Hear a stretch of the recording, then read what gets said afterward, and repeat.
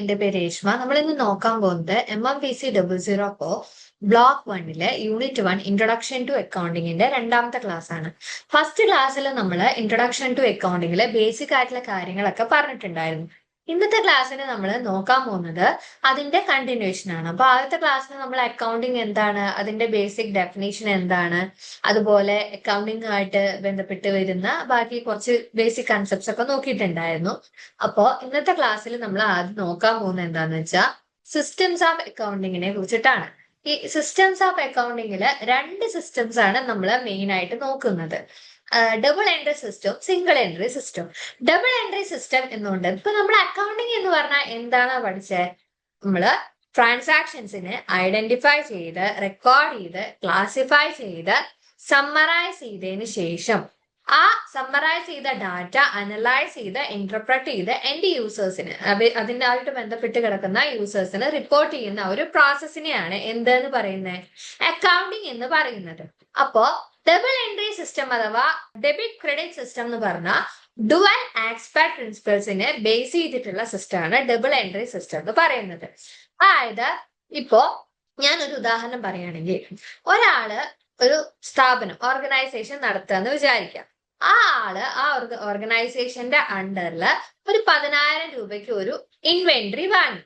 അപ്പോ ആൾക്ക് രണ്ട് കാര്യങ്ങൾ അവിടെ നടക്കുന്നുണ്ട്. നമ്മൾ റിപ്പോർട്ട് ചെയ്യുമ്പോൾ 10,000 രൂപയ്ക്ക് ആൾക്ക് എന്ത് കിട്ടി? ഒരു ഇൻവെന്ററി കിട്ടി. അതായത് ആളുടെ സ്റ്റോക്കിലേക്ക് ഒരു 10,000 രൂപയുടെ ഇൻവെന്ററി ആഡ് ആയി. അതേപോലെ തന്നെ ആളുടെ കയ്യിലുള്ള, ആ ഒരു കമ്പനിയുടെ കയ്യിലുള്ള ക്യാഷിൽ നിന്ന് എന്ത് കുറഞ്ഞു? 10,000 രൂപ കുറഞ്ഞു. അപ്പൊ അവിടെ എന്ത് ആസ്പെക്ട് വന്നിട്ടുണ്ട്? രണ്ട് ആസ്പെക്ട് വന്നിട്ടുണ്ട്. അപ്പൊ എല്ലാ ട്രാൻസാക്ഷൻസിനും രണ്ട് ആസ്പെക്ട്സ് ഉണ്ട്. ക്രെഡിറ്റ് അഥവാ ഡെബിറ്റ് ഉണ്ട്. അത് രണ്ടും ഈക്വൽ എമൗണ്ട് ആയിരിക്കും എന്നുള്ള രീതിക്കുള്ള ആ ഡുവൽ ആസ്പെക്ട് പ്രിൻസിപ്പിൾ ഫോളോ ചെയ്തിട്ടുള്ള സിസ്റ്റമാണ് എന്തെന്ന് പറയുന്നത്? ഡബിൾ എൻട്രി സിസ്റ്റം എന്ന് പറയുന്നത്. ഈ സിസ്റ്റം ഓഫ് അക്കൗണ്ടിങ് എല്ലാ ട്രാൻസാക്ഷൻസിന്റെയും രണ്ട് ആസ്പെക്ട്സും ഒരേപോലെ റെക്കഗ്നൈസ് ചെയ്ത് റെക്കോർഡ് ചെയ്തുകൊണ്ടാണ് ഫോളോ ചെയ്യുന്നത്. അതേപോലെ തന്നെ ഈ ഡബിൾ എൻട്രി സിസ്റ്റത്തില് മിനിമം രണ്ട് അക്കൗണ്ട്സ് എന്തായാലും ഇൻവോൾവ് ചെയ്തിരിക്കും. പിന്നെ അക്കൗണ്ടിങ് ഇക്വേഷനെ ഒരിക്കലും വയലേറ്റ് ചെയ്യാൻ എന്ത് സംഭവിക്കില്ല? ഡബിൾ എൻട്രി സിസ്റ്റം സംഭവിക്കില്ല. എന്താ ഈ അക്കൗണ്ടിങ് ഇക്വേഷൻ പറഞ്ഞാൽ? Assets equal to liabilities plus owners equity. ആ ഒരു അക്കൗണ്ടിങ് ഇക്വേഷനെ ഒരിക്കലും വയലേറ്റ് ചെയ്യാൻ സമ്മതിക്കില്ല. അതായത് അസറ്റ്സ്, ലയബിലിറ്റീസ്, ആ ഒരു ബാലൻസ് ഷീറ്റ് നമ്മൾ എടുക്കുന്ന സമയത്ത് രണ്ട് സൈഡും ഈക്വൽ ആയിരിക്കണം. അതായത് രണ്ട് സൈഡും ബാലൻസ് ആയിരിക്കണം. അതാണ് ഈ ഡബിൾ എൻട്രി സിസ്റ്റം എന്നുകൊണ്ട് ഉദ്ദേശിക്കുന്നത്. സിംഗിൾ എൻട്രി സിസ്റ്റം എന്ന് പറഞ്ഞു കഴിഞ്ഞാൽ ഈ ഒരു സിസ്റ്റത്തില് രണ്ട് ആസ്പെക്ട്സ് നമ്മൾ എല്ലാ ട്രാൻസാക്ഷൻസിന്റെയും റെക്കോർഡ് ചെയ്യില്ല. അതായത് ഒരു ട്രാൻസാക്ഷൻസിന്റെയും നമ്മൾ രണ്ട് ആസ്പെക്ട്സും റെക്കോർഡ് ചെയ്യില്ല. ഏതെങ്കിലും ഒരു ആസ്പെക്ട് മാത്രമാണ് ഒന്നെങ്കിൽ റെക്കോർഡ് ചെയ്യുക, അതല്ലെങ്കിൽ രണ്ട് ആസ്പെക്ട് നമ്മൾ റെക്കോർഡ് ചെയ്യുകയില്ല. അപ്പോ എന്താണ് ഈ ഡബിൾ എൻട്രി സിസ്റ്റത്തിന്റെ ഈ അഡ്വാൻറ്റേജസ് എന്ന് പറയുന്നത്? ഗുണങ്ങൾ എന്തൊക്കെയായിരിക്കും? ഒന്ന്, അത് കുറച്ചും കൂടി സയന്റിഫിക് ആയിട്ടുള്ള സിസ്റ്റമാണ്. അതായത് നമുക്ക് രണ്ട് സൈഡ് നമുക്ക് പ്രോപ്പർ ആയിട്ട് അറിയുന്നതുകൊണ്ട് തന്നെ ഒരു ട്രാൻസാക്ഷന്റെ കംപ്ലീറ്റ് റെക്കോർഡ് നമ്മുടെ കയ്യിൽ ഉണ്ടാവും. അതായത് ഇപ്പൊ നമ്മൾ നേരത്തെ പറഞ്ഞ എക്സാമ്പിൾ തന്നെ എടുക്കാം. 10,000 രൂപ കൊടുത്ത് 10,000 രൂപയുടെ ഒരു സാധനം വാങ്ങിയ അതിന്റെ കംപ്ലീറ്റ് ആ ഒരു റെക്കോർഡ്, 10,000 രൂപ പോയതും 10,000 രൂപയുടെ സ്ഥാനം കിട്ടിയതും, ആ രണ്ട് സൈഡും പ്രോപ്പർ ആയിട്ട് മെയിൻറ്റെയിൻ ചെയ്ത് പോകുന്ന ഒന്നാണ് ഈ ഡബിൾ എൻട്രി സിസ്റ്റം എന്ന് പറയുന്നത്. ഇനി അർത്തമാറ്റിക്കൽ ആക്യുറസി ഓഫ് അക്കൗണ്ട്സ് ചെയ്യുക. അതായത് ഇപ്പൊ നമ്മള് ട്രയൽ ബാലൻസ് പ്രിപ്പയർ ചെയ്തുകൊണ്ട് നമുക്ക് നോക്കുകയാണെന്നുണ്ടെങ്കിൽ നമുക്ക് ആ അക്കൗണ്ട്സിന്റെ ആക്യുറസി എത്രത്തോളം ഉണ്ട് എന്ന് പ്രോപ്പർ ആയിട്ട് നമുക്ക് മനസ്സിലാക്കാൻ വേണ്ടി സാധിക്കും. അതേപോലെ തന്നെ നമുക്ക് ഒരു profit and loss account prepare ചെയ്ത് കഴിഞ്ഞാൽ ഒരു കമ്പനിയുടെ പൊസിഷൻ, അത് പ്രോഫിറ്റ് ആണോ കമ്പനി പോയിക്കൊണ്ടിരിക്കുന്നത്, അതേപോലെ ലോസ് ആണോ പോയിക്കൊണ്ടിരിക്കുന്നത്, നമുക്ക് കറക്റ്റ് ആയിട്ട് മനസ്സിലാക്കാൻ വേണ്ടി സാധിക്കും. അതേപോലെ തന്നെ ബാലൻസ് ഷീറ്റ് പ്രിപ്പയർ ചെയ്യുന്നത് വഴി ഇപ്പോഴത്തെ ആ ഒരു ബിസിനസിന്റെ പൊസിഷൻ എന്താണ്, അസറ്റ്സ് എത്രത്തോളം ഉണ്ട്, ലയബിലിറ്റീസ് എത്രത്തോളം ഉണ്ട്, എങ്ങനെയാണ് ആ ഒരു പൊസിഷൻ പോയിക്കൊണ്ടിരിക്കുന്നത് എന്നുള്ളത് കറക്റ്റ് ആയിട്ട് നമുക്ക് മനസ്സിലാക്കാൻ വേണ്ടി സാധിക്കും. അതായത് determination of profit or loss and depiction of final position. ഇനി ഈ കാര്യങ്ങളൊക്കെ നമുക്ക് കിട്ടിക്കഴിഞ്ഞു കഴിഞ്ഞാൽ ഇതിനെ ബേസ് ചെയ്തിട്ട് നമുക്ക് ഡിസിഷൻ മേക്കിംഗ് കുറച്ചും കൂടി ഹെൽപ്ഫുൾ ആയിരിക്കും. ഇനി എന്തൊക്കെയാണ് അക്കൗണ്ടിങ്ങിന്റെ ആപ്ലിക്കേഷൻസ് എന്ന് പറയുന്നത്? അക്കൗണ്ടിങ്ങിന്റെ ഫസ്റ്റ് ആപ്ലിക്കേഷൻ എന്ന് പറയുകയാണെങ്കിൽ ഈ അക്കൗണ്ടിങ്ങിൽ വെച്ച് നമുക്ക് ട്രാൻസാക്ഷൻസിന്റെ കംപ്ലീറ്റ് ഡീറ്റെയിൽസ് കിട്ടുന്നുണ്ട് അല്ലെ, ഫൈനാൻഷ്യൽ ട്രാൻസാക്ഷൻസിന്റെ. അത് വെച്ച് നമുക്ക് ഒരു കമ്പനിയുടെ ഫൈനാൻഷ്യൽ പെർഫോമൻസ് എത്രത്തോളം ഉണ്ട് എന്നുള്ളത് കറക്റ്റ് ആയിട്ട് മനസ്സിലാക്കാൻ വേണ്ടി പറ്റും. അപ്പോ ഒരു കമ്പനിയുടെ ഫൈനാൻഷ്യൽ പെർഫോമൻസിനെ കുറിച്ചുള്ള കംപ്ലീറ്റ് ഇൻഫർമേഷൻ പ്രൊവൈഡ് ചെയ്യാൻ എന്ത് ഹെൽപ്പ് ചെയ്യുന്നുണ്ട്? അക്കൗണ്ടിങ് ഹെൽപ്പ് ചെയ്യുന്നുണ്ട്. അതുവഴി മാനേജ്മെന്റിനെ ഡിസിഷൻസ് എടുക്കാനും മാനേജ്മെന്റിനെ കാര്യങ്ങളിൽ അസിസ്റ്റ് ചെയ്യാനും ഒക്കെ അക്കൗണ്ടിങ്ങിന് സാധിക്കുന്നുണ്ട്. ഇനി ഒരു കമ്പാരിറ്റീവ് സ്റ്റഡി, അതായത് കഴിഞ്ഞ വർഷത്തെ, ഇപ്പൊ ഞാൻ ഫോർ എക്സാമ്പിൾ പറയുകയാണെങ്കിൽ ഇപ്പൊ കഴിഞ്ഞ വർഷത്തെ ബാലൻസ് ഷീറ്റും ഈ വർഷത്തെ ബാലൻസ് ഷീറ്റും കിട്ടിക്കഴിഞ്ഞാൽ അത് നമ്മൾ കമ്പയർ ചെയ്ത് കഴിഞ്ഞാൽ ഇപ്പോഴത്തെ കമ്പനിയുടെ അവസ്ഥ എന്താണെന്ന് കമ്പയർ ചെയ്യാൻ വേണ്ടിയിട്ട് കുറച്ചും കൂടി ഈസി ആക്കുന്നുണ്ട് ഈ അക്കൗണ്ടിങ് എന്ന് പറയുന്നത്. ഇപ്പൊ facilitates comparative study.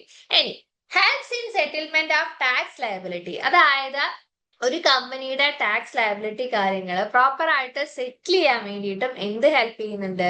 Accounting help ചെയ്യുന്നുണ്ട്. ഹെൽപ്ഫുൾ ഇൻ പ്രൈസിംഗ് ലോൺ, അതായത് ഒരു കമ്പനിയുടെ അക്കൗണ്ടിങ് സ്റ്റേറ്റ്മെന്റ് വഴി ആ കമ്പനിയുടെ ഫൈനാൻഷ്യൽ പൊസിഷൻസ് കാര്യങ്ങൾ നമുക്ക് മനസ്സിലാക്കാൻ പറ്റും. എങ്ങനെയാണ് അതിന്റെ കണ്ടീഷൻ, ഫൈനാൻഷ്യലി സ്റ്റേബിൾ ആണോ എന്നുള്ളത് കറക്റ്റ് ആയിട്ട് മനസ്സിലാക്കുന്നത് വഴി നമുക്ക് ലോൺ റേസ് ചെയ്യാൻ കുറച്ചും കൂടി അക്കൗണ്ടിങ് ഹെൽപ്പ് ചെയ്യുന്നുണ്ട്. അതേപോലെ നമ്മുടെ കമ്പനിയുടെ സിറ്റുവേഷൻസ്, ഫൈനാൻഷ്യൽ സിറ്റുവേഷൻസ് കറക്റ്റ് ആയിട്ട് മനസ്സിലാക്കുന്നത് വഴി നമുക്ക് കറക്റ്റ് ആയിട്ടുള്ള ഡിസിഷൻ മേക്കിങ്ങിനും ഈ അക്കൗണ്ടിങ് എന്ന് പറയുന്നത് ഹെൽപ്പ് ചെയ്യുന്നുണ്ട്. അതേപോലെ ഈ അക്കൗണ്ടിങ്ങിൽ നമ്മൾ ട്രാൻസാക്ഷൻസ് എല്ലാം റെക്കോർഡ് ചെയ്യുന്നത് വഴി ഒരു ഹ്യൂമൻ മെമ്മറിയുടെ സബ്സ്റ്റിറ്റ്യൂട്ട് ആയിട്ടും എന്ത് പ്രവർത്തിക്കും? അക്കൗണ്ടിങ് പ്രവർത്തിക്കും. അങ്ങനെ ഓവറോൾ പറയുവാണെങ്കിൽ ഒരു ബിസിനസിന്റെ വാല്യുവേഷന് പ്രോപ്പർ ആയിട്ട് ഹെൽപ്പ് ചെയ്യുന്ന ഒന്നാണ് എന്ത്? ഒരു അക്കൗണ്ടിങ് സിസ്റ്റം എന്ന് പറയുന്നത്. അപ്പൊ എന്തൊക്കെയാണ് നമ്മൾ അപ്ലിക്കേഷൻസ് പറഞ്ഞ? Provide information about financial performance, provide assistance to management, facilitates comparative study, helps in settlement of tax liability, helpful in raising loan, helpful in decision making, substitute of human memory, and helps in the evaluation of business. അപ്പൊ നമ്മൾ മെറിറ്റ്സും അപ്ലിക്കേഷൻസും ഒക്കെ പറഞ്ഞല്ലേ. ഇനി limitations നോക്കാം അക്കൗണ്ടിങ്ങിന്റെ. അക്കൗണ്ടിങ്ങിന്റെ first limitation എന്ന് പറഞ്ഞു കഴിഞ്ഞാൽ accounting എന്ന് പറയുന്നത് പലപ്പോഴും പേഴ്സണൽ ബയാസ് അല്ലെങ്കിൽ ജഡ്ജ്മെന്റുമായിട്ട് സബ്ജക്റ്റ് ആവാൻ വളരെയധികം സാധ്യതയുള്ള ഒന്നാണ്. അതുകൊണ്ട് തന്നെ അക്കൗണ്ടിങ്ങിനെ നമുക്ക് എന്താണ് പറയാൻ പറ്റില്ല? പ്രിസൈസ് ആണെന്ന് പറയാൻ പറ്റില്ല. അതായത് ഇപ്പൊ ഒരു ഉദാഹരണം പറയുവാണെങ്കിൽ മുന്നേ ഉള്ള ഒരു അക്കൗണ്ടന്റ് മാറി പുതിയൊരാള് വരിക എന്ന് വിചാരിക്കുക. അപ്പൊ ആ മുന്നേ ഉള്ള ആള് ചെയ്ത അതേപോലെ അതേ രീതിക്കാണ് പുതിയ വന്ന ആള് ജഡ്ജ് ചെയ്യുക എന്നുള്ളതിന് ഒരു ഉറപ്പും നമുക്ക് പറയാൻ പറ്റില്ല. അപ്പൊ ഈ അക്കൗണ്ടിങ് ഈ പേഴ്സണൽ ബയാസിനും ജഡ്ജ്മെന്റിനും ഒക്കെ സബ്ജക്റ്റഡ് ആണ്. ഇനി accounting is done on historical values of other, അതായത് നമ്മൾ അക്കൗണ്ടിങ് റെക്കോർഡ്സില് ഈ എപ്പോഴും നോക്കുന്നത് ഹിസ്റ്റോറിക്കൽ കോസ്റ്റ് ആണ്. അസറ്റിന്റെ ഹിസ്റ്റോറിക്കൽ കോസ്റ്റ് ലെസ് ഡിപ്രിസിയേഷൻ മാത്രമാണ് നമ്മൾ അക്കൗണ്ടിങ് റെക്കോർഡ്സിൽ നോക്കിക്കൊണ്ടിരിക്കുന്നത്. കറന്റ് മാർക്കറ്റ് വാല്യൂ എവിടെ അതിൽ റിഫ്ലക്ട് ചെയ്യുന്നതേ ഇല്ല. ഇനി അതേപോലെ തന്നെ ഒരു സാധനത്തിന്റെ പ്രൈസ് ഓരോ സമയത്തിനനുസരിച്ചിട്ടും വേരിയേഷൻ വരുന്നുണ്ട് അല്ലെ. കുറെ വർഷങ്ങൾക്ക് മുന്നേ സ്വർണത്തിന് 700-800 രൂപയായിരുന്നു. അപ്പൊ അത് 1 ലക്ഷത്തിന്റെ അടുത്ത മുകളിലേക്കൊക്കെ പോയിക്കൊണ്ടിരിക്കാൻ തുടങ്ങി. ഇപ്പൊ 10 ഗ്രാമൊക്കെ എടുത്ത 1 ലക്ഷത്തിന്റെ മുകളിലേക്കൊക്കെ പോയിക്കൊണ്ടിരിക്കാൻ തുടങ്ങിയില്ല. അപ്പൊ ആ ചേഞ്ചസ്, ഈ പ്രൈസ് ലെവൽ ചേഞ്ചസ് നമ്മൾ അക്കൗണ്ടിങ് സ്റ്റേറ്റ്മെന്റ്സ് പ്രിപ്പയർ ചെയ്യുന്ന സമയത്ത്, അതായത് ഹിസ്റ്റോറിക്കൽ ബേസിസിൽ നമ്മൾ ഇതാക്കുന്ന സമയത്ത് ഈ മണിയുടെ വാല്യൂവിൽ വരുന്ന ചേഞ്ചസ് കാര്യങ്ങളെ നമ്മൾ പലപ്പോഴും ഇഗ്നോർ ചെയ്യുന്നുണ്ട്. അതായത് പ്രൈസ് ലെവലിൽ വരുന്ന ഈ ചേഞ്ചസ് കാര്യങ്ങളെ കംപ്ലീറ്റ് ആയിട്ട് ഇഗ്നോർ ചെയ്യുന്നുണ്ട്.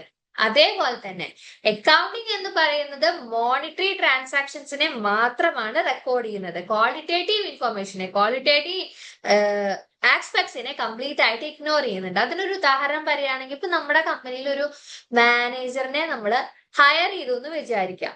അതൊരിക്കലും നമ്മൾ അക്കൗണ്ടിങ്ങില് കാണിക്കുന്നില്ല. അവിടെ എന്താണ് ആൾക്കൊരു സാലറി കൊടുക്കുന്ന സമയത്ത് അതൊരു മോണിറ്ററി ട്രാൻസാക്ഷൻ ആയി മാറി.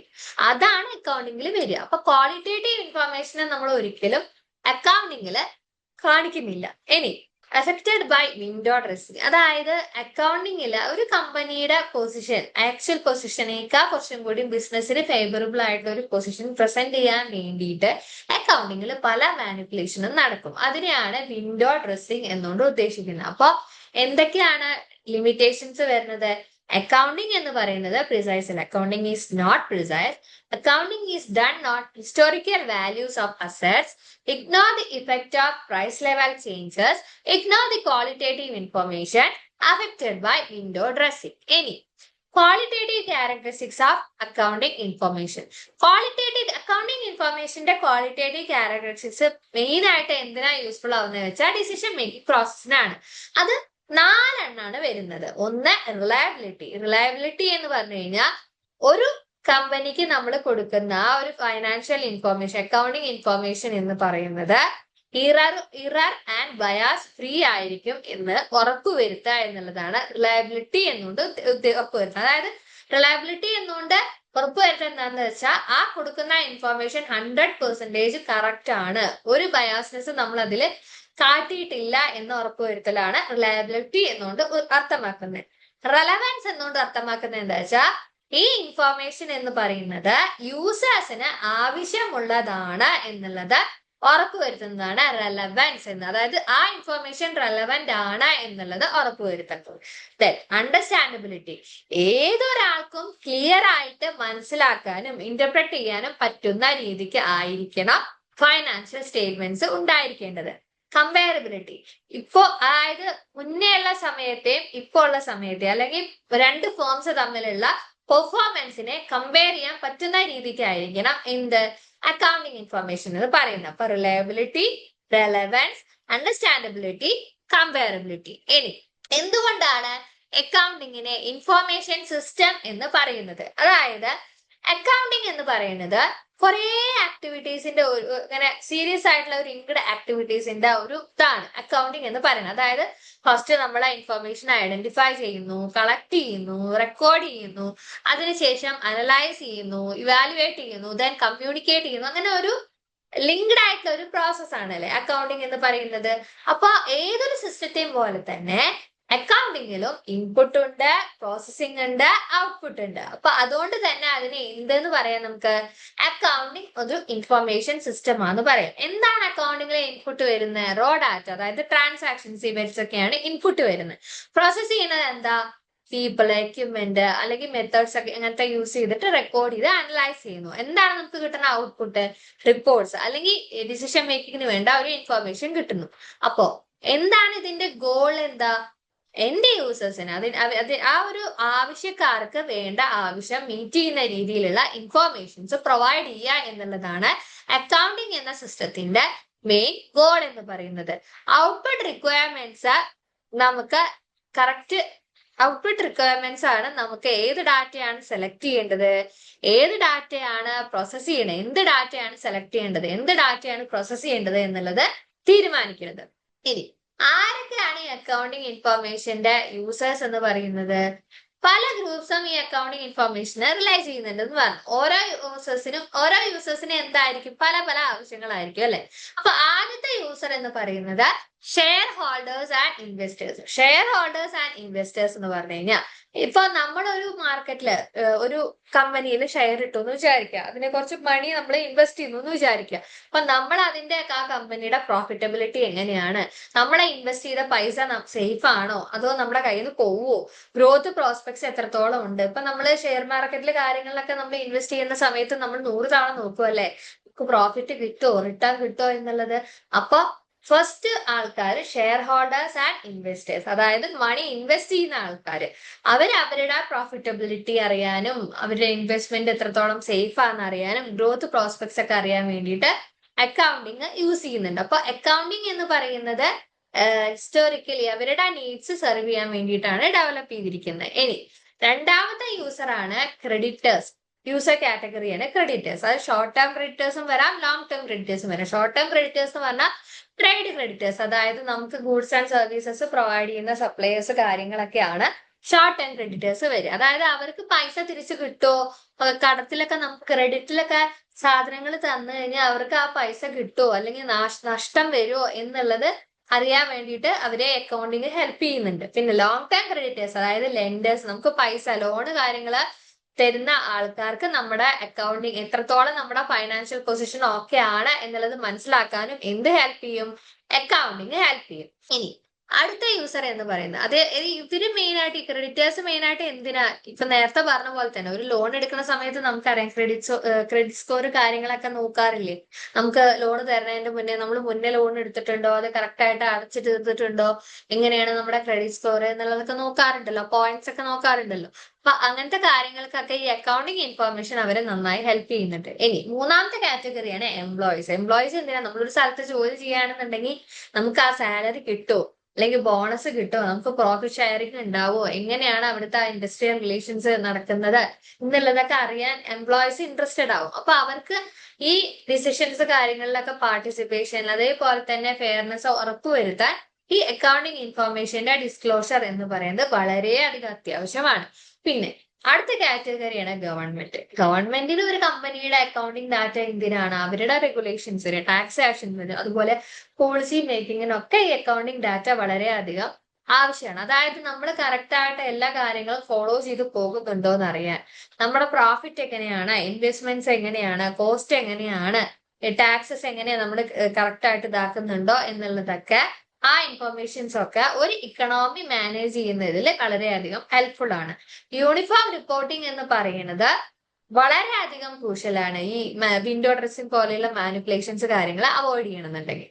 ഇനി മാനേജ്മെന്റിന് ഈ അക്കൗണ്ടിങ് ഇൻഫർമേഷൻസ് കിട്ടിയാലാണ് അവർക്ക് പ്രോപ്പർ ആയിട്ട് അടുത്ത സ്റ്റെപ്പ് പ്ലാൻ ചെയ്യാനും കറക്റ്റ് ആയിട്ട് ഓർഗനൈസ് ചെയ്യാനും എന്തെങ്കിലും മിസ്റ്റേക്സ് കാര്യങ്ങൾ വരുന്നുണ്ടെങ്കിൽ അതൊക്കെ കൺട്രോൾ ചെയ്യാനും വേണ്ടി പറ്റുള്ളൂ. അതേപോലെ ഈ അക്കൗണ്ടിങ് ഇൻഫർമേഷനെ കംപ്ലീറ്റ് ആയിട്ട് റിലൈ ചെയ്തുകൊണ്ടാണ് അവർ പ്രോപ്പർ ആയിട്ട് എഫിഷ്യന്റ് ആയിട്ടുള്ള ഡിസിഷൻസ് എടുക്കുന്നത്. ഇനി last category but not least, consumers and public. അതായത് നമ്മളെ ഒരു കാര്യം എൻഡ് യൂസർ, കൺസ്യൂമേഴ്സ് അല്ലെങ്കിൽ പബ്ലിക് ആണ് ഏതൊരു സ്ഥാപനത്തിന്റെയും എൻഡ് യൂസർ എന്ന് പറയുന്നത് അല്ലെ. അപ്പൊ അവരെപ്പോഴും ഇൻട്രസ്റ്റഡ് ആണ് ഒരു കമ്പനിയുടെ എഫിഷ്യൻസി എങ്ങനെയാണ്, അവർ കറക്റ്റ് ആയിട്ട് സോഷ്യൽ റെസ്പോൺസിബിലിറ്റി ചെയ്യുന്നുണ്ടോ, അതേപോലെ നാഷണൽ പ്രയോറിറ്റീസുമായിട്ട് ഒരു കമ്പനിയുടെ ഗ്രോത്ത് അലൈൻ ചെയ്ത് പോകുന്നുണ്ടോ, അതായത് ഇപ്പൊ media, welfare organisations, consumer groups ഒക്കെ ഈ അക്കൗണ്ടിങ് ഡാറ്റയെ ബേസ് ചെയ്തിട്ടാണ് നിൽക്കുന്നത്. ഇനി അടുത്തത് കീ ഇൻസൈറ്റ്.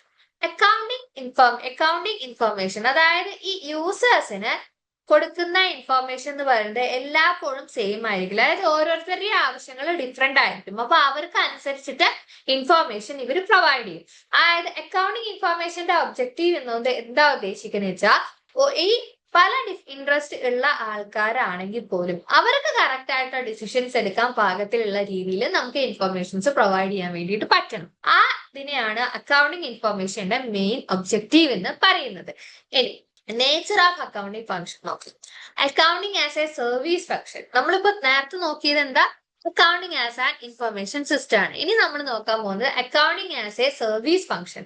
അതായത് അക്കൗണ്ടിങ് എന്ന് പറയുന്നത് ഡയറക്റ്റ് ആയിട്ട് ഗൂഡ്സ് പ്രൊഡ്യൂസ് ചെയ്യേ സർവീസ് കൊടുക്കുകയോ ഒന്നും ചെയ്യുന്നില്ല. അതിന് പകരം അത് എന്താ ചെയ്യുന്നത്, മാനേജ്മെന്റിന് പ്രോപ്പർ ആയിട്ടുള്ള ഫൈനാൻഷ്യൽ ഇൻഫർമേഷൻ സപ്ലൈ ചെയ്തുകൊണ്ട് അവര് മാനേജ്മെന്റിന് വേണ്ട ഒരു സപ്പോർട്ട് അല്ലെങ്കിൽ ഒരു അഡ്വൈസ് ആണ് കൊടുക്കുന്നത്.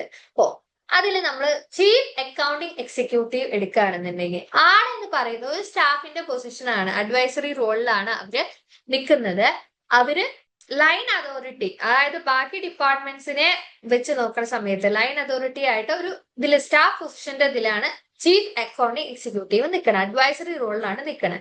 ഡീസെൻട്രലൈസ്ഡ് ഓർഗനൈസേഷൻസിൽ വരുന്ന സമയത്ത് അക്കൗണ്ടന്റ് എന്തൊക്കെ ഫങ്ഷണൽ അതോറിറ്റിയിലും അതുപോലെ മറ്റേ പല രീതിക്ക് നിൽക്കാം. അപ്പൊ ഓരോ ഓർഗനൈസേഷന്റെ ഇതിനനുസരിച്ചിട്ടാണ് ചീഫ് അക്കൗണ്ടിങ് എക്സിക്യൂട്ടീവിന്റെ റോൾ അല്ലെങ്കിൽ അക്കൗണ്ട്സിന്റെ റോൾ ഉണ്ടാവും. അതിപ്പോ നമുക്കറിയാം, ചില സ്ഥാപനങ്ങളിലെ സീനിയർ അക്കൗണ്ടന്റ് ഉണ്ടാവും, ജൂനിയർ അക്കൗണ്ടന്റ് ഉണ്ടാവും, കുറെ അധികം അക്കൗണ്ടൻസ് ഉണ്ടാവും. ചില സ്ഥാപനത്തിൽ സീനിയർ അക്കൗണ്ടന്റ് അല്ലെങ്കിൽ ജൂനിയർ അക്കൗണ്ടന്റ് എന്നുള്ളൊരു വേർതിരിവ് ഉണ്ടാവില്ല, ഒരു അക്കൗണ്ടന്റ് മാത്രമേ ഉണ്ടാവുള്ളൂ. അപ്പൊ അത് ഓർഗനൈസേഷന്റെ അനുസരിച്ചിട്ട് ഡിഫറൻസ് വരും.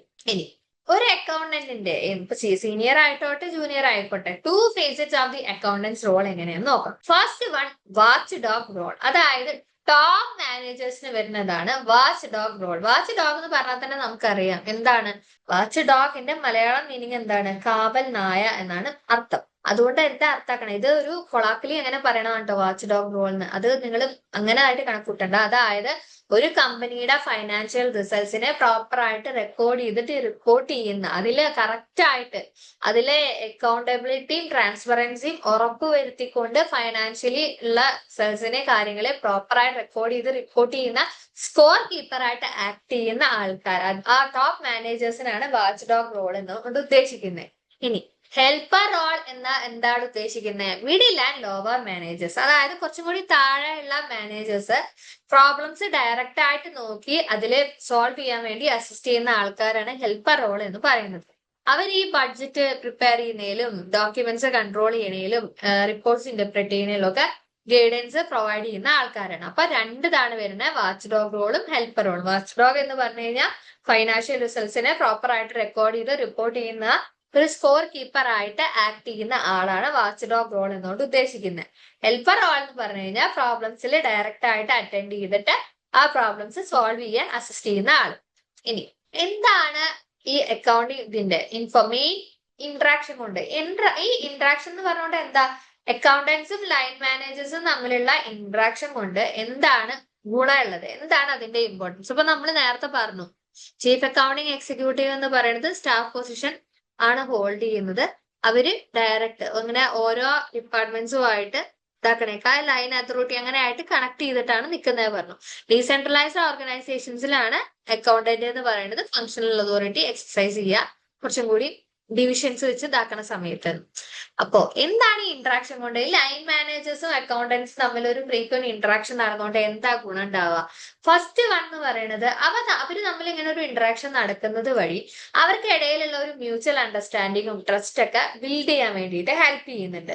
ഇങ്ങനെ ഒരു mutual understanding and trust build ചെയ്ത് കഴിഞ്ഞു കഴിഞ്ഞാൽ ഈ അക്കൗണ്ടിങ് ടെക്നിക്സ് ആയിട്ട് അധികം ഫെമിലിയർ അല്ലാത്ത മാനേജേഴ്സിന് അതൊക്കെ ഒന്നും കൂടി പഠിക്കാനും അവരെ അത് കുറച്ചും കൂടി ഫെമിലിയർ ആവാൻ വേണ്ടിയിട്ട് ഹെൽപ്പ് ചെയ്യും. അതേപോലെ റിപ്പോർട്ട്സിൽ വരുന്ന ലയബിലിറ്റി കാര്യങ്ങൾ കുറച്ചും കൂടി ഉറപ്പുവരുത്താൻ എൻഹാൻസ് ചെയ്യാൻ എന്ത് സഹായിക്കും? ഈ ലൈൻ മാനേജേഴ്സും അക്കൗണ്ടൻസും തമ്മിലുള്ള ഇന്ററാക്ഷൻസ് സഹായിക്കും. ഇതുവഴി ഡിസിഷൻ മേക്കിംഗ് കുറച്ചും കൂടി സ്ട്രെങ്തൻ ചെയ്യാനും സഹായിക്കും. ഇനി emerging role of accounting.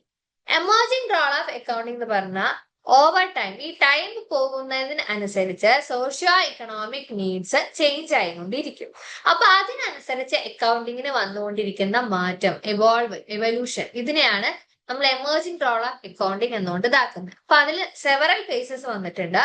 First phase എന്ന് പറയുന്നത് stewardship accounting, second one financial accounting, third one cost accounting, fourth one management accounting, fifth one social responsibility accounting, sixth one human resource accounting, seventh one inflation accounting. അപ്പോ ആദ്യത്തെ സ്റ്റെവാർഡ്ഷിപ്പ് accounting എന്ന് പറഞ്ഞാൽ ഈ പണ്ട് കാലത്ത് വലിയ ജന്മികളൊക്കെ ഈ കാര്യസ്ഥന്മാരെ വെച്ചിട്ട് അവരൊക്കെ ഈ കാര്യങ്ങൾ പ്രോപ്പർട്ടീസ് കാര്യങ്ങളൊക്കെ മാനേജ് ചെയ്തിട്ട് അവരെ വർഷത്തിൽ ഇങ്ങനെ പീരിയോഡിക്കലി റിപ്പോർട്ട് ചെയ്യുന്ന ആ ഒരു രീതി ഉണ്ടല്ലോ, അതാണ് ഈ സ്റ്റെവാർഡ്ഷിപ്പ് അക്കൗണ്ടിങ് എന്നുകൊണ്ട് ഇതാക്കുന്നത്. അതായത് ഈ വെൽത്തി ആയിട്ടുള്ള ഓണേഴ്സ് കാര്യസ്ഥന്മാരെ സ്റ്റെവേർഡ്സിനെ എംപ്ലോയ് ചെയ്തുകൊണ്ട് അവരുടെ പ്രോപ്പർട്ടി കാര്യങ്ങളൊക്കെ മാനേജ് ചെയ്ത് പീരിയോഡിക്കലി റിപ്പോർട്ട് ചെയ്യുന്ന ഒരു രീതി.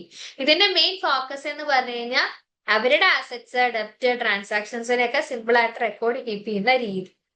ഇവിടെ നിന്നാണ് എന്ത് വന്നത്? മോഡേൺ ബുക്ക് കീപ്പിംഗിലേക്ക് ഒരു റൂട്ട് പോലെ, ഡബിൾ എൻട്രി സിസ്റ്റത്തിലേക്ക് ഒരു റൂട്ട് പോലെ പ്രവർത്തിച്ച ഒന്നാണ് ഈ സ്റ്റെവാർഡ്ഷിപ്പ് അക്കൗണ്ടിങ് എന്ന് പറയുന്നത്. ഇനി സെക്കൻഡ് ഫേസ് ആണ് ഫൈനാൻഷ്യൽ അക്കൗണ്ടിങ്. ഫൈനാൻഷ്യൽ അക്കൗണ്ടിങ് എപ്പോഴാ വന്നത്? ഈ ലാർജ് സ്കെയിൽ ബിസിനസ്സുകൾ, ജോയിന്റ് സ്റ്റോക്ക് കമ്പനീസ് ഒക്കെ വന്നപ്പോ എമേർജ് ചെയ്ത് വന്നതാണ് ഈ ഫൈനാൻഷ്യൽ അക്കൗണ്ടിങ് എന്ന് പറയുന്നത്. ഇതിന്റെ മെയിൻ പർപ്പസ് എന്ന് പറഞ്ഞു കഴിഞ്ഞാൽ ഷെയർ ഹോൾഡേഴ്സിന് അവരുടെ ആ ഒരു income statements, profit and loss account, അതുപോലെ ബാലൻസ് ഷീറ്റ്സ് കാര്യങ്ങളൊക്കെ പ്രോപ്പർ ആയിട്ട് പ്രൊവൈഡ് ചെയ്താലാണ് അവർക്ക് അതിനനുസരിച്ചിട്ട് ഡിസിഷൻസ് കാര്യങ്ങൾ എടുക്കാൻ പറ്റും.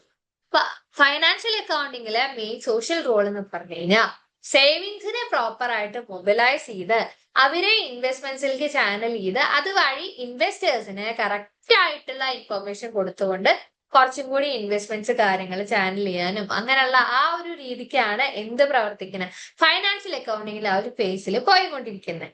ഈ ഇൻവെസ്റ്റേഴ്സ് അവരിനിപ്പോ വലുതായിക്കോട്ടെ ചെറുതായിക്കോട്ടെ എങ്ങനെ ആയിക്കോട്ടെ അവർക്ക് ഏറ്റവും റിലയബിൾ ആയിട്ടുള്ള സഫിഷ്യന്റ് ആയിട്ടുള്ള ഇൻഫർമേഷൻ പ്രൊവൈഡ് ചെയ്തുകൊണ്ട് എഫിഷ്യന്റ് ആയിട്ടുള്ള ഇൻവെസ്റ്റ്മെന്റ് ഡിസിഷൻസ് എടുക്കാൻ വേണ്ടി ഹെൽപ്പ് ചെയ്യുന്ന ഒരു രീതി. ആ ഒരു പ്രോസസ്സാണ്, ആ ഒരു ഫേസ്, സെക്കൻഡ് ഫേസ് ആണ് ഫൈനാൻഷ്യൽ അക്കൗണ്ടിങ് എന്നുകൊണ്ട് ഉദ്ദേശിക്കുന്നത്. ഇനി third phase cost accounting. Cost accounting എന്ന് പറയുന്നത് ഡെവലപ്പ് ചെയ്ത് വന്നത് ഇൻഡസ്ട്രിയൽ റവല്യൂഷൻ ഒക്കെ ആ ഒരു കാലഘട്ടത്തിലാണ് കോസ്റ്റ് അക്കൗണ്ടിങ് ഡെവലപ്പ് ചെയ്ത് വന്നത്. അതിന്റെ മെയിൻ പർപ്പസ് എന്ന് പറയുന്നത് കോസ്റ്റ് കൺട്രോൾ ചെയ്യുക, കോസ്റ്റ് കാൽക്കുലേറ്റ് ചെയ്യുക, അതായത് inflow, cash inflow, cash outflow, ആ കറക്റ്റ് ആയിട്ട് കോസ്റ്റ് എങ്ങനെയാണ് വരുന്നത് എന്ന് കാൽക്കുലേറ്റ് ചെയ്ത് അതിനെ കൺട്രോൾ ചെയ്യുക, എഫിഷ്യൻസി ആക്സസ് ചെയ്യുക, മാനേജ്മെന്റ് ഡിസിഷൻസ് കാര്യങ്ങളിൽ ഗൈഡ് ചെയ്യുക. ഇതൊക്കെയാണ് ഈ കോസ്റ്റ് അക്കൗണ്ടിങ്ങിന്റെ മെയിൻ പർപ്പസ് എന്ന് പറയുന്നത്. ഇതിന്റെ റോൾ എന്താ? ഇൻഡസ്ട്രിയൽ മാനേജേഴ്സിനെ അവരുടെ സയന്റിഫിക് മാനേജ്മെന്റ് പ്രിൻസിപ്പൾസ് അപ്ലൈ ചെയ്യുന്നതിൽ ഒരു സപ്പോർട്ടായിട്ട് നിലകൊള്ളുന്ന ഒരു മേഖലയാണ് കോസ്റ്റ് അക്കൗണ്ടിങ് എന്ന് പറഞ്ഞാൽ ആ ഒരു ഫേസിൽ വരുന്നത്. ഇനി നാലാമത്തെ ഫേസ് വരുന്നത് മാനേജ്മെന്റ് അക്കൗണ്ടിങ്. മാനേജ്മെന്റ് അക്കൗണ്ടിങ് നാലാമത്തെ ഫേസ് ആയ മാനേജ്മെന്റ് അക്കൗണ്ടിങ് എമേർജ് ചെയ്ത് വരുന്നത് 20th സെഞ്ചുറി ആ ഒരു ഏരിയയിലാണ്. 20th സെഞ്ചുറിയിലാണ് മാനേജ്മെന്റ് അക്കൗണ്ടിങ് എന്തായി വരുന്നത്, എമേർജ് ആയി വരുന്നത് എന്ന് പറഞ്ഞു. ഇതിന്റെ മെയിൻ പർപ്പസ് എന്താ? അക്കൗണ്ടിങ് ഡാറ്റ ഉപയോഗിച്ചുകൊണ്ട് പോളിസി ഫോർമുലേഷന് വേണ്ടി സഹായിക്കുക, പ്ലാനിങ്ങിൽ സഹായിക്കുക, ഡിസിഷൻ മേക്കിങ്ങിൽ സഹായിക്കുക, ഒരു മാനേജ്മെന്റിന്റെ കംപ്ലീറ്റ് കാര്യങ്ങൾക്ക് ഹെൽപ്പ് ചെയ്യുക എന്നുള്ളതാണ് ഇതിന്റെ മെയിൻ പർപ്പസ് എന്ന് പറയുന്നത്. ഇനി എന്താണ് ഇതിൽ ആ ഒരു ഷിഫ്റ്റ് വന്നത്? അതായത് മുന്നേ ആ ഒരു പാസ്റ്റ് ട്രാൻസാക്ഷൻസ് റെക്കോർഡ് ചെയ്തുകൊണ്ട്, മുന്നേ നടന്നിരിക്കുന്ന കാര്യങ്ങൾ റെക്കോർഡ് ചെയ്തുകൊണ്ട് കറക്റ്റ് ആയിട്ട് മാനേജേഴ്സിന് ഒരു എങ്ങനെയാണ് കാര്യങ്ങൾ പോയിക്കൊണ്ടിരിക്കുന്നത് എന്നുള്ളതിനെ കുറിച്ചിട്ട് ഒരു ഇൻഫോർമേഷൻ പ്രൊവൈഡ് ചെയ്യുന്നു. അതായത് from recording past transactions to providing forward looking information for managers. അതായത് മുന്നേ ജസ്റ്റ് ട്രാൻസാക്ഷൻസ് മാത്രം റെക്കോർഡ് ചെയ്തപ്പെട്ടിരുന്ന രീതിയിൽ നിന്ന് ആ ഇൻഫോർമേഷൻസ് ഉപയോഗിച്ച് മാനേജേഴ്സിന് ഇൻഫോർമേഷൻസ് പാസ് ചെയ്യാം. ഇത് വെച്ചിട്ട് ഇങ്ങനെയൊക്കെയാണ് കാര്യങ്ങൾ, മുന്നത്തെ കാര്യങ്ങളൊക്കെ വെച്ച് ഇങ്ങനെയാണ് നടക്കുന്നത് ആ ഒരു ഇൻഫർമേഷൻ ഇതാക്കുന്ന രീതിയിൽ വരെയുള്ള ആ ഒരു ഷിഫ്റ്റ്. ആദ്യം ജസ്റ്റ് വെറുതെ പേര് റെക്കോർഡ് ചെയ്ത രീതിയിൽ നിന്ന് പിന്നെ ആ ഒരു റെക്കോർഡ് ചെയ്ത ഡാറ്റ യൂസ് ചെയ്ത് നമ്മൾ മാനേജേഴ്സിന് ഇൻഫർമേഷൻ പാസ് ചെയ്യുന്ന രീതിക്ക് വരെയുള്ള ഒരു ഷിഫ്റ്റ് ആണ് മാനേജ്മെന്റ് അക്കൗണ്ടിങ്ങിൽ നമ്മൾ കാണുന്നത്. അതായത് ഫസ്റ്റ് ഇപ്പൊ നമ്മൾ പറഞ്ഞ സ്റ്റെവേർഡ് അക്കൗണ്ടിങ് എന്തായിരുന്നു? സ്റ്റെവേർഡ്ഷിപ്പ് അക്കൗണ്ടിങ് ഒരു കാര്യസ്ഥനെ വെച്ചിട്ട് നമ്മളൊരു നമ്മുടെ പ്രോപ്പർട്ടി കാര്യങ്ങൾ മാനേജ് ചെയ്ത് പീരിയോഡിക്കലി റിപ്പോർട്ട് ചെയ്യുന്ന രീതിയിൽ നിന്നാണ് നമ്മൾ എവിടേക്ക് എത്തിയത്? മാനേജേഴ്സിന് ഇൻഫർമേഷൻ പ്രൊവൈഡ് ചെയ്യുന്ന രീതിക്ക് എത്തിയത്. ഇനി എന്തൊക്കെ റിപ്പോർട്ട്സ്? അതായത് ഇന്റേണൽ റിപ്പോർട്ട്സ്, ഫ്ലെക്സിബിൾ, അതായത് ഇന്റേണലി നമ്മള് നടക്കുന്ന പ്രോപ്പർ ആയിട്ടുള്ള മാനേജറിയൽ നീഡ്സിന് ആവശ്യമായിട്ടുള്ള റിപ്പോർട്ട്സ്, അത് കുറച്ചും കൂടിയും എല്ലാവർക്കും ക്ലിയർ ആയിട്ട് മനസ്സിലാവുന്ന രീതിയിൽ ഫ്ലെക്സിബിൾ ആയി ടൈലേഡ് ചെയ്യും. അതായത് മാനേജർ നീഡ്സ് മനസ്സിലാക്കാൻ വേണ്ടിയിട്ടുള്ളത്. ഇനി അഞ്ചാമത്തെ ഫേസ് എന്ന് പറയുന്നത് സോഷ്യൽ റെസ്പോൺസിബിലിറ്റി അക്കൗണ്ടിങ്. അതായത് സോഷ്യൽ അവയർനെസ്സും ആയിട്ട് ബന്ധപ്പെട്ടിട്ട് റീസെന്റ് ഡെവലപ്പ് ചെയ്ത് വന്ന ഒന്നാണ് സോഷ്യൽ റെസ്പോൺസിബിലിറ്റി അക്കൗണ്ടിങ് എന്ന് പറയുന്നത്. ഇത് പ്രോഫിറ്റ്സ് മാത്രമല്ല മെഷർ ചെയ്യുക, ഒരു ബിസിനസ് ഡിസിഷൻസ് വഴി സോഷ്യൽ ആൻഡ് എൻവയോൺമെന്റൽ ഇമ്പാക്ട് എത്രത്തോളം ഉണ്ടാക്കിയിട്ടുണ്ട് എന്നുള്ളത് ഇതാക്കാനും സോഷ്യൽ റെസ്പോൺസിബിലിറ്റി അക്കൗണ്ടിങ്ങിന്റെ മെയിൻ പർപ്പസ് ആയിട്ട് വരും. ഇനി എന്താണ് ഇതിന്റെ റോൾ എന്ന് പറയുന്നത്? ഒരു ബിസിനസിന്റെ ഫൈനാൻഷ്യൽ പെർഫോമൻസ് അല്ലാതെ അതിനും അപ്പുറമായിട്ട് സോഷ്യൽ വെൽബീയിങ്ങിന് വേണ്ടിയിട്ട് എത്രത്തോളം ആ ഒരു ബിസിനസ് അക്കൗണ്ടബിൾ ആണ്, അത് കോൺട്രിബ്യൂട്ട് ചെയ്യുന്നുണ്ട് എന്നുള്ളത് ഇതാക്കുക എന്നുള്ളതാണ് എന്തിന്റെ റോൾ എന്ന് പറയുന്നത്?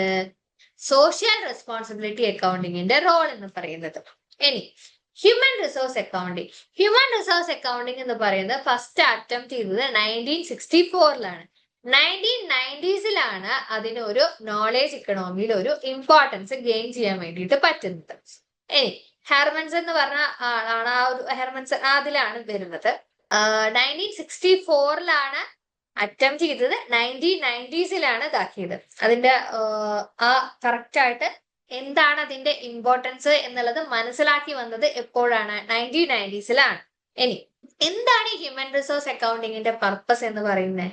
ഒരു എംപ്ലോയീസ് എന്ന് പറയുന്നതിനെ അസറ്റ്സ് ആയിട്ട് വാല്യൂ ചെയ്ത് അവരുടെ സ്കിൽസ്, അവരുടെ ലോയൽറ്റി, അവരുടെ കോൺട്രിബ്യൂഷനെ മെഷർ ചെയ്തിട്ട് ഓരോ എംപ്ലോയീസിനും വാല്യൂ, ഒരു അസറ്റ് എന്ന പോലെ കമ്പനിയിലെ സ്റ്റോക്ക് അല്ലെങ്കിൽ ഇൻവെന്ററീസിന് എത്രത്തോളം ഇമ്പോർട്ടൻസ് ഉണ്ടോ അതിനേക്കാൾ എത്രയോ മുകളിലാണ് എംപ്ലോയീസിലെ ആ എംപ്ലോയീസ് പ്രോപ്പർ ആയിട്ട് വർക്ക് ചെയ്തിട്ടില്ലെങ്കിൽ കമ്പനിക്ക് ഒരിക്കലും പ്രോഫിറ്റ് കാര്യങ്ങൾ ഉണ്ടാക്കാൻ വേണ്ടി പറ്റില്ല. അപ്പൊ ആ എംപ്ലോയീസിനെ അസറ്റ്സ് ആയിട്ട് വാല്യൂ ചെയ്തുകൊണ്ടുള്ള രീതിക്കാണ് ഹ്യൂമൻ റിസോഴ്സ് അക്കൗണ്ടിങ് എന്ന് പറയുന്നത്. ഈ മെത്തേഡ് യൂസ് ചെയ്തിട്ട് ഹ്യൂമൻ റിസോഴ്സസിനെ വാല്യൂ ചെയ്യുക, അക്കൗണ്ടിങ് ചെയ്യുക. ഇത് എന്തിനെ ബേസ് ചെയ്തിട്ടാണ്?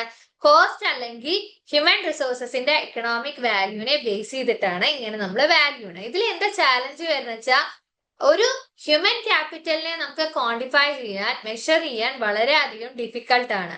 പക്ഷെ ഇത് എന്തിന് യൂസ്ഫുൾ ആണ്? ഒരു വർക്ക് ഫോഴ്സിന്റെ ഇൻവെസ്റ്റ്മെന്റ് കാര്യങ്ങൾക്ക് വഴി ബന്ധപ്പെട്ടിട്ട് വരുന്ന മാനേജറൽ ഡിസിഷൻസിന് ഈ ഹ്യൂമൻ റിസോഴ്സ് അക്കൗണ്ടിങ് വളരെയധികം യൂസ്ഫുൾ ആണ്. ഇനി last but not least inflation accounting. Inflation accounting ഈ പ്രൈസ് ലെവൽ ചേഞ്ചസ് വന്നതോടുമായി ബന്ധപ്പെട്ടിട്ട് വന്ന ഈ അതിലത്തെ വന്നിരിക്കുന്ന ഡിസ്റ്റോർഷൻസിനെ അഡ്രസ് ചെയ്യാൻ വേണ്ടി ഡെവലപ്പായി വന്ന ഒന്നാണ് ഇൻഫ്ലേഷൻ അക്കൗണ്ടിങ് എന്ന് പറയുന്നത്. ഇതിന്റെ മെയിൻ പർപ്പസ് എന്ന് പറഞ്ഞു കഴിഞ്ഞാൽ ഈ ഇൻഫ്ലേഷൻ റിഫ്ലക്ട് ചെയ്യുന്ന രീതിയിൽ അസറ്റ്സിന്റെ വാല്യൂസിനെ അഡ്ജസ്റ്റ് ചെയ്ത് അസറ്റ്സിന്റെ വാല്യൂസിനെയും പ്രോഫിറ്റ്സിനെയും അഡ്ജസ്റ്റ് ചെയ്യുന്ന ആ ഒരു പർപ്പസ് ആണ് ഇൻഫ്ലേഷൻ അക്കൗണ്ടിങ്ങിന് മെയിൻ ആയിട്ടുള്ളത്. അതായത് ഹിസ്റ്റോറിക്കൽ കോസ്റ്റ് അക്കൗണ്ടിങ് എന്ന് പറയുന്നതിന് ഈ പ്രോഫിറ്റ്സിനെ ഓവർസ്റ്റേറ്റ് ചെയ്യാൻ പറ്റാത്തതുകൊണ്ട് തന്നെ. ഇനി ഇതിന്റെ മെയിൻ റോൾ എന്താ?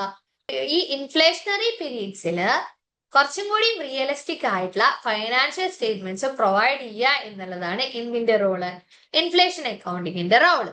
അപ്പോ എത്ര എണ്ണ നമ്മൾ പഠിച്ച മെർജിംഗ് റോൾ ഓഫ് അക്കൗണ്ടിങ്ങില് വരുന്ന phases? First phase stewardship accounting, second phase financial accounting, third phase cost accounting, fourth phase management accounting, fifth phase social responsibility accounting, sixth phase human resource accounting, seventh phase inflation accounting. ഇപ്പൊ ഇത്രയും types നമ്മൾ നോക്കി. ഇന്നത്തെ ക്ലാസ്സിൽ നമ്മൾ എന്തൊക്കെ കാര്യങ്ങളാണ് നോക്കിയത്? അക്കൗണ്ടിങ് ആയിട്ട് ബന്ധപ്പെട്ട് വരുന്ന രണ്ട് സിസ്റ്റംസ് നോക്കി. Double entry system, single entry system. പിന്നെ ഡബിൾ എൻട്രി സിസ്റ്റത്തിന്റെ അഡ്വാൻറ്റേജസ് എന്തൊക്കെയാണ് വരുന്നത്, അതുപോലെ അക്കൗണ്ടിങ്ങിന്റെ അപ്ലിക്കേഷൻസ്, ലിമിറ്റേഷൻസ്, പിന്നെ അക്കൗണ്ടിങ് ഇൻഫർമേഷന്റെ ക്വാളിറ്റേറ്റീവ് ക്യാരക്ടറിസ്റ്റിക്സ് എന്തൊക്കെയായിരുന്നു? Reliability, relevance, understandability, comparability. അതേപോലെ അക്കൗണ്ടിങ്ങിനെ എന്തുകൊണ്ടാണ് ഇൻഫർമേഷൻ സിസ്റ്റം എന്ന് പറയുന്നത്, അതിന്റെ എൻഡ് യൂസേഴ്സ് ആരൊക്കെയാണ് വരുന്നത്, പിന്നെ nature of accounting function, accounting as a service function എന്താണ്, അതുപോലെ two phases of accountants role എങ്ങനെയാണ് വരുന്നത്, പിന്നെ എമേർജിംഗ് റോൾ ഓഫ് അക്കൗണ്ടിങ്. ഇത്രയും കാര്യങ്ങളാണ് നമ്മൾ ഇന്നത്തെ ക്ലാസ്സിൽ നോക്കിയത്. അപ്പൊ അടുത്ത ക്ലാസ്സിൽ നമുക്ക് ഇതിന്റെ കണ്ടിന്യൂഷൻ, ഇന്നത്തെ ക്ലാസ്സിൽ പറഞ്ഞതിന്റെ കണ്ടിന്യൂഷൻ നോക്കാം. ഇന്നത്തെ ക്ലാസ്സിൽ എടുത്തത് എല്ലാവർക്കും മനസ്സിലായി ഞാൻ വിശ്വസിക്കുന്നു. അടുത്ത ക്ലാസ്സിൽ കാണുന്നവരെ എല്ലാവർക്കും താങ്ക് യു.